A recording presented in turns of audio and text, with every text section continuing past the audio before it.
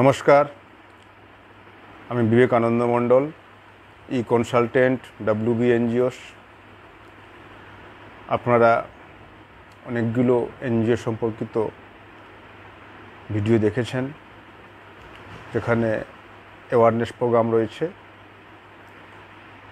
এবং সেই awareness NGO জন্যই দেওয়া হয়েছে যে আমাদের পশ্চিমবাংলার এনজিও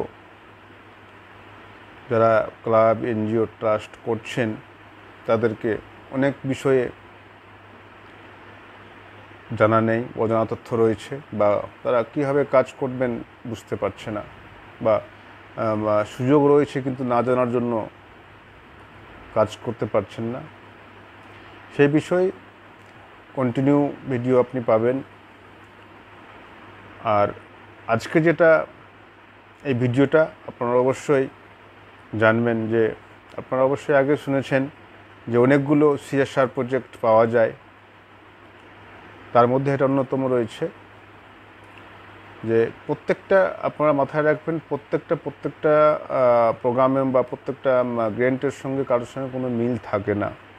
প্রত্যেকের যা কোম্পানি বা প্রত্যেকের যে গভর্নমেন্ট যারা গ্র্যান্ট দেয় তাদের বিভিন্ন ক্রাইটেরিয়া ওরা আবেদন চায়। সবার সঙ্গে একটা আপনি প্রজেক্ট করেছেন বা আবেদন করলেন, সেম জিনিসটা অন্য জায়গায় আপনি করতে পারবেন না, কারণ প্রত্যেকটা আলাদা আলাদা বিভিন্ন প্রকারে বিভিন্ন ক্রাইটেরিয়ায় ওরা আবেদনগুলো চেয়ে থাকে। আজকে যে বিষয়ে আলোচনা করব সেটা হলো এলআইসিও কিন্তু এনজিও, ক্লাব, সেকশন 8 কোম্পানি, ট্রাস্টকে গ্র্যান্ট দিয়ে থাকে, কিন্তু আমরা অনেকে জানি না যে কোথায় যাব, কীভাবে করব। এলআইসিও সমস্যামূলক কাজ করে। এলআইসিরও ফাউন্ডেশন রয়েছে যার নাম গোল্ডেন জুবলি ফাউন্ডেশন। এই সংস্থার মাধ্যমে তারা সমস্যামূলক কাজ করে থাকে এবং বিভিন্ন এনজিওকে, ক্লাব হোক, এনজিও হোক, সেকশন 8 কোম্পানি হোক, ট্রাস্ট হোক, এরা অনুদান দিয়ে থাকে। তো এদের অনুদানটা পাওয়ার সিস্টেমটা একটু আলাদা ধরনের আছে, যেটা আমি যদি বলি সহজও আছে, আদার যেগুলো কোম্পানি থেকে এগুলো অনেকটা সহজ। সেই বিষয়ে যদি আমি প্রথমে বলি যে আপনাদেরকে যাদের অলরেডি এনজিও, ক্লাব, স্বেচ্ছাসেবী সংস্থা চালাচ্ছেন, তাদেরকে কিছু কিছু জিনিস সবসময়ের জন্য ঠিক রাখতে হবে, আর সময়ের সঙ্গে কিন্তু আপডেট হতে হবে। আপনি গতানুগতিক চললে হবে না। আগের যেগুলো আপনি যদি 10 বছর আগেকার যদি গ্র্যান্টের কথা বলেন, 5 বছর আগে, সেগুলো গ্র্যান্ট যেভাবে আপনি আবেদন করতেন এখন কিন্তু সম্পূর্ণ আলাদা। সেই সিস্টেম বা প্রসিডিউরে এখন কিন্তু হয় না এরকম। তো আমি গ্র্যান্ট পাওয়ার সবচেয়ে বেশি সুযোগ রয়েছে CSR প্রজেক্টে। CSR প্রজেক্ট আপনাদের আগেও আলোচনা করেছি, CSR কী বা কীভাবে পাওয়া যায় বা কারা দেয় জানিয়েছি। আপনি পূর্ববর্তী ভিডিওগুলো দেখবেন, আপনারা বুঝতে পারবেন। এই যে এলআইসি গোল্ডেন জুবলি ফাউন্ডেশন রয়েছে, এরা বিভিন্ন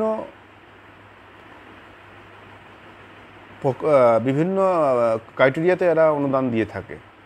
যেমন আপনাকে যদি বলি আমি যে শুধু শিক্ষা বা কোনো হেলথ এই বিষয় শুধু না, আপনাকে বিভিন্ন প্রকারে হয়ে থাকে। সেই যে ক্রাইটেরিয়ার কথা বলছি, যে আপনি আবেদনের প্রক্রিয়া চেঞ্জ হয়েছে, সেগুলো আপনাকে কিন্তু আগে রেডি করতে হবে। যেরকম আপনাকে বলি যে আপনি একটা CSR প্রজেক্ট অ্যাপ্লাই করবেন, সেই CSR প্রজেক্ট অ্যাপ্লাই করতে গেলে আপনাকে তো প্রথমেই একটা প্রজেক্ট রিপোর্ট তৈরি করতে হবে। আপনি কোথাও আবেদন করতে যাচ্ছেন, সেই আবেদনটা আপনাকে তো দেখবে। আপনি এনজিও প্রথমে ভিজিট করতে আসবেন, আবার কেউ নিজে এসে কোনো কোম্পানি আপনাকে কোনো ফান্ড কোনো এনজিওকে দেয় না।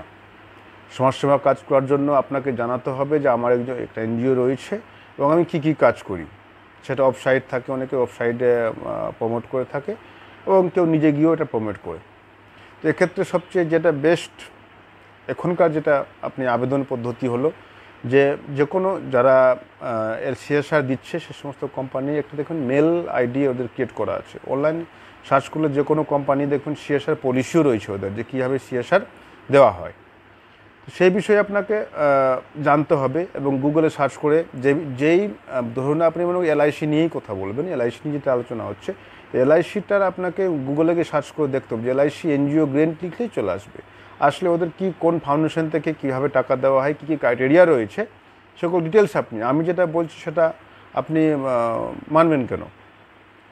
আপনাকে তো জানতে হবে। কারো কথার উপর ভিত্তি করে কোনো সময় হুট করে কাজ করা যায় না। আপনাকে নিজস্ব কিছু জিনিস জেনে নিতে হবে, যে এটা জিনিস সত্য না মিথ্যা যাচাই করতে হবে। তো সেই বিষয়ে আপনাকে যেরকম আজকে যেটা গ্রেন্ট যেটা এলআইসি দেয় এনজিওদেরকে, সেটা আপনাকে গুগলে গিয়ে সার্চ করলেই আপনি পাবেন। তো এবার আবেদন করার প্রক্রিয়াটা কীরকম, যে আপনি একটা আপনার এনজিওর একটা পিপিটি তৈরি করবেন, পাওয়ার প্রেজেন্টেশন যেটা বলা হয়, সেটা আপনাকে রেডি করতে হবে। সেটা কীরকম হয় যেটা অনেকেই জানেন, যে আপনার একটা পাওয়ার প্রেজেন্টেশন একটা ইসের মাধ্যমে, পেজের মাধ্যমে আপনাকে আপনার এনজিওর সমস্ত তথ্য আপনাকে মেল করলেন, কোনো কোম্পানিকে বা সংস্থাকে আপনি মেল করলেন যে আমি আবার ফান্ড চাই। তা আপনার যে সমস্ত পাওয়ার প্রেজেন্টেশনে যে সমস্ত জিনিস লেখা আছে, উনি আপনার ল্যাপটপে দেখতে পারে, স্ক্রিনে দেখতে পারে, অথবা আপনাকে ডেকে নিতে পারে যে আপনি আসুন, আপনি আপনারটা প্রেজেন্টেশন, আপনাকে গিয়ে ওই যে পিপিটিটা আপনি তৈরি করেছেন সেটা কিন্তু আপনাকে প্রেজেন্টেশন করতে হবে কোম্পানির কাছে বা সংস্থার কাছে, যে আমি এই কাজ করি, আমার এই মানে সেই পিপিটিটা যেন একটু ভালো হয়, অ্যাট্রাকটিভ পিপিটি যেন করতে হবে আপনাকে। যেরকম আগে অ্যানুয়াল রিপোর্ট ছিল, অ্যানুয়াল রিপোর্ট, এখন পিপিটিটা আপনাকে রেডি করতে হবে। পিপিটিটা আপনাকে রেডি করে কোম্পানির কাছে আপনি মেল করলেন, কোম্পানি আপনাকে ইনভাইট করলো, আপনি সেটা ওনার যে সিএসআর টিম রয়েছে তাদের কাছে আপনাকে প্রেজেন্টেশন করতে হবে। সেটা প্রেজেন্টেশন করতে হবে সেক্রেটারি হোক বা ক্লাবের প্রতিনিধি বা এনজিও প্রতিনিধি হোক বা ট্রাস্টে যারা আছেন, তারা কিন্তু সেটা নিজেই প্রেজেন্টেশন করতে হবে। এমন না যে কোনো দালাল ধরে করছেন, এরকম এগুলো কাজ হয় না, এগুলো করে পাওয়া যায় না। আপনাকে নিজের সংস্থার লোক নিজে গিয়ে সেটা প্রেজেন্টেশন দিতে হবে। এবার প্রেজেন্টেশন দেওয়ার পরে সে যদি আপনার রিপ্লাই করে বা আপনার যদি খুশি হয় প্রেজেন্টেশন দেশে, ঠিক তেমন আপনাকে উদাহরণ দিয়ে বলি, টেন্ডার যখন কোনো পাস হয়, কোনো টেন্ডার যখন পায় কোনো কন্ট্রাক্টর বা বড় বড় যারা ইনফ্রাস্ট্রাকচার যারা করছেন, টেন্ডারে সহজে পাওয়া যায় না। আমি যদি লিগ্যালভাবে বলি, নিজের টেন্ডারটা আমি কীভাবে প্রেজেন্টেশন করব, আমার টেন্ডারে আমার কি গুণাগুণ আছে, ওর থেকে আমারটা কি ভালো আছে, আরেকজন আমার কম্পিটিটর রয়েছেন, তার থেকে আমার যে কনস্ট্রাকশন বা আমার যে টেন্ডারের যে পলিসিটা ভালো, সেটা আপনাকে বোঝাতে হবে। আমি কি সুবিধা দেব, কেন আমি ওর থেকে ভালো করতে পারবো, সেগুলো জিনিস কিন্তু আপনাকে বোঝাতে হয়, তবেই সেই টেন্ডার পাস হয়। যদি লিগ্যালভাবে হয় তাহলে সেভাবে দেখেই কিন্তু যেখানে টেন্ডার অ্যাপ্লাই করা হয় সেভাবে তারা পাস করে সেই টেন্ডারটা পায়। সেম সিএসআর প্রজেক্টটা এরকমই, 10টা 15টা 50টা এনজিও আপনি অ্যাপ্লাই করে, কিন্তু 50টা এনজিওর মধ্যে কোন এনজিওটা ওর ভালো লেগেছে, কার প্রেজেন্টেশন ওর ভালো লেগেছে, কার অ্যাক্টিভিটিগুলো ভালো লেগেছে, কার প্রতি ওর ট্রাস্ট হয়েছে প্রজেক্ট দেখে, তাকেই কিন্তু এটা দেয়। আপনি অনেক কাজ করছেন কিন্তু মুখে বলতে পারছেন না, দেখাতে পারছেন না, বোঝাতে পারছেন না, আপনাকে তো দেবে না। আপনাকে তো জিনিসটাকে লাইভ করতে হবে এবং তাকে বোঝাতে হবে যে আমি জানি, আমরা করেছি, আমাদের অর্গানাইজেশনে এই কাজটা করে, তাহলে একটা প্রেজেন্টেশন বানিয়ে আপনাকে অ্যাপ্লাই করতে হবে। যেটা যে এলআইসি যেটা কথা ছিল, যে এলআইসি গোল্ডেন জুবলি ফাউন্ডেশন এনজিওকে টাকা দেয় সমাজসেবা কাজ করার জন্য। সেটা কী থাকতে হবে এনজিওর থাকতে হবে, ওরা চেয়েছে কি রেজিস্ট্রেশন সার্টিফিকেট হবে, বা ট্রাস্ট হোক বা সেকশন 8 কোম্পানি হোক বা যেগুলো 1961 একটি যেগুলো হয় সোসাইটি অ্যাক্ট, রেজিস্ট্রেশন সেগুলো হতে হবে। তার সঙ্গে প্যান কার্ড থাকতে হবে, তার সঙ্গে থাকতে হবে কি 12A80G। ওই সংস্থা যে সংস্থা অ্যাপ্লাই করবে তার 12A80G যেন থাকে, এটা মাথায় রাখতে হবে। আপনারা তার সঙ্গে সব কিছুই রেডি রাখতে হবে, annual report, ITR, audit report, bank account, এগুলো সব কিছু আপনাকে রেডি রাখতে হবে। ওনারা কিন্তু চাইছেন 12A80G, প্যান কার্ড, রেজিস্ট্রেশন, এগুলো চাইছে, কিন্তু তার সঙ্গে আপনাকেও রাখতে হবে। সেটা দিয়ে আপনাকে অ্যাপ্লাই করতে হবে।